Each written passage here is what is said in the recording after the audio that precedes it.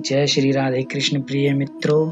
कल हमने भागवत कथा में पढ़ा कि वसुदेव जी की प्रार्थना पर यदुओं के पुरोहित महातपस्वी गर्गाचार्य जी गोकुल पहुंचे तथा उन्होंने दोनों बच्चों का नामकरण संस्कार किया। आज हम आगे की कथा पढ़ेंगे।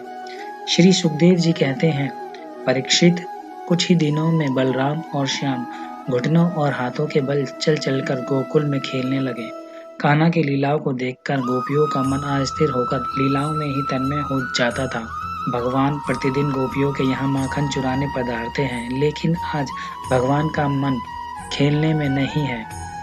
भगवान बोले कि माखन तो बहुत खायो है और अंदर से पेट भी चिकनो हो गयो है। जैसी सफाई मिट्टी से हो सकती है और किसी चीज से नहीं हो सकती। भगवान ने मिट्टी उठाकर मुंह में रख ली।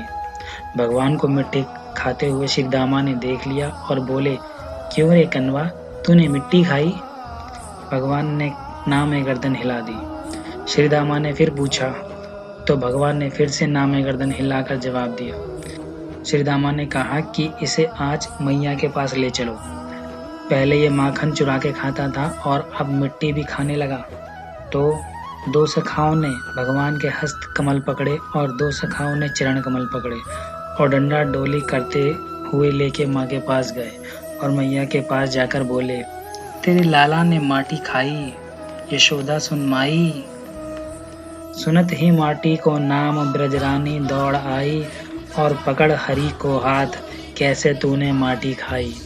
तू तुनक तुनक तुतलाए के हूँ बोले श्याम, मैंने ना ही माटी खाई, नाहक लगायो नाम। भगवान कहते हैं, मैया मैंने माटी नहीं खाई, ये सब सखा झूठ बोल रहे हैं।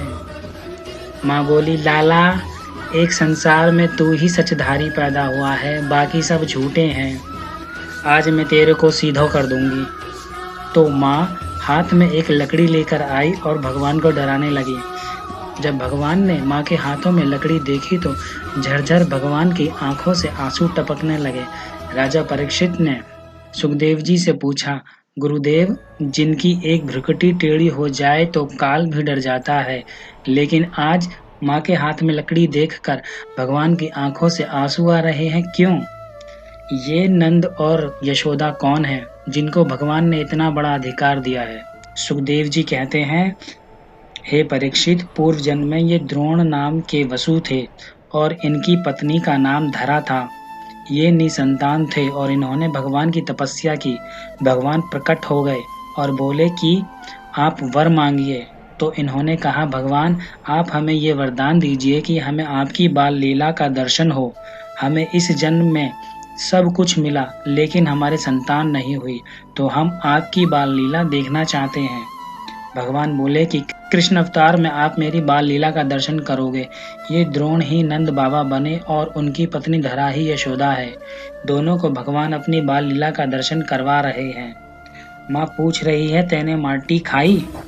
भगवान कहते हैं, नहीं खाई मैया, मैंने माटी नहीं खाई। हाथ में लकड़ी लेके माँ डरा रही है। भगवान ने कहा, यदि मैया तेरे को मुंह पर विश्वास नहीं है तो मेरा मुख देख ले। साँच को आँच कहा तो छोटो सो मुखार बिंद कृष्ण होने फाड़ दियो।